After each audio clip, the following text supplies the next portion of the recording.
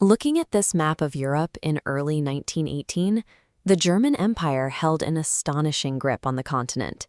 They had essentially defeated Russia, forcing a peace treaty that handed Berlin control over vast swaths of eastern territory. With the Eastern Front secured, the German High Command transferred those divisions back to the west. For a brief window, German forces actually outnumbered the combined British and French armies in France. Yet, by November of that exact same year, the German army was a beaten force in full retreat, and the homeland was tearing itself apart in a violent revolution. The imperial government completely dissolved, and Kaiser Wilhelm II abandoned his throne to flee into exile. It is true that in a prolonged war of attrition, the Allies had more men, more money, and far deeper resources. As the years dragged on, the strict math of industrial warfare heavily favored an Allied victory. But demographics alone do not explain the sudden, total collapse of 1918. Germany threw its final margin of strength into a series of massive spring offensives, a desperate roll of the dice that ultimately shattered their own military from the inside out. To understand this final push, we have to look at the corner the German High Command had backed itself into. From the very start of the war, they had taken enormous risks, like violating Belgian neutrality in 1914, which guaranteed Britain would enter the fight against them. Then, in 1917, they doubled down. They resumed unrestricted submarine warfare in an attempt to starve Britain into submission. The campaign failed, and instead it pulled the United States and its massive industrial economy directly into the conflict. The clock was now ticking. Berlin knew they had a very narrow window to act before millions of fresh American troops arrived in Europe. So on March 21, 1918, they unleashed Operation Michael, a massive offensive designed to split the British and French armies and force a peace settlement. The initial blow was devastating. More than 70 German divisions, spearheaded by elite stormtroopers using highly innovative infantry tactics, sliced right through the Allied lines. They captured 75,000 prisoners and achieved territorial advances unseen since the opening days of the war.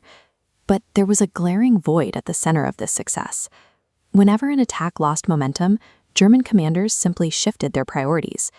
Instead of capturing vital logistical choke points like the railway hubs at Amiens, they chased wherever the ground was softest. The architect of this offensive, Quartermaster General Erich Ludendorff, openly admitted his approach. He stated that he would merely set an intermediate objective and then see what happened, noting they just discovered where to go next. Winning tactical firefights without a coherent strategic goal is a fast track to exhaustion. By prioritizing raw acreage over critical objectives, the High Command bled their forces dry for ground that offered no real military advantage. While the German command drifted, the Allies adapted.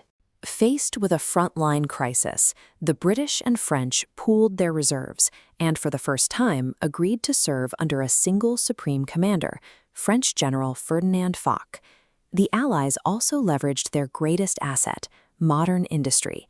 They synchronized infantry, artillery, and the newest technologies into a cohesive doctrine of combined arms warfare on a scale Germany simply couldn't match.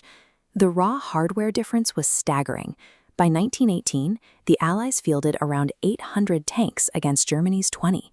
They had hundreds more aircraft, thousands more artillery pieces, and over 100,000 motor vehicles to rush supplies to the front, compared to just 30,000 for the Germans. This chart illustrates the toll this took on the German military. Between March and July, as their offensive slammed into these fortified, industrialized defenses, they suffered nearly 1 million casualties.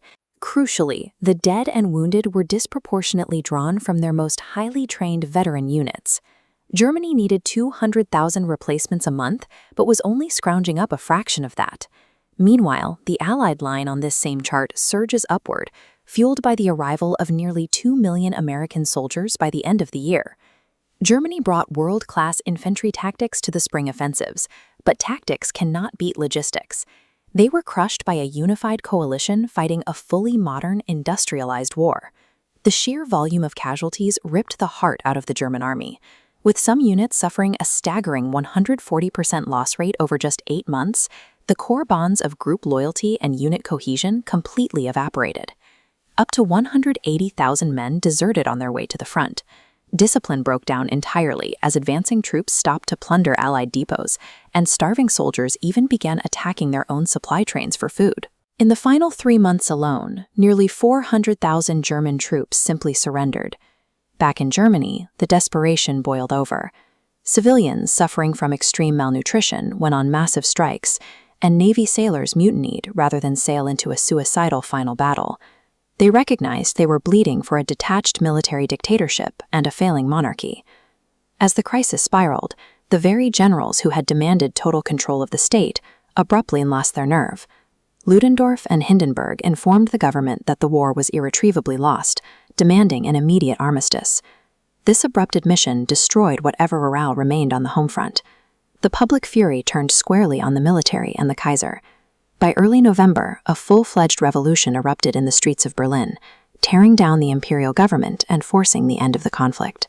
Years later, nationalist politicians would claim the military had been stabbed in the back by revolutionaries at home. The historical record shows the exact opposite. The German army was decisively beaten and disintegrating on the battlefield months before the home front collapsed. It was the High Command's own series of reckless, uncoordinated gambles that ultimately destroyed the empire.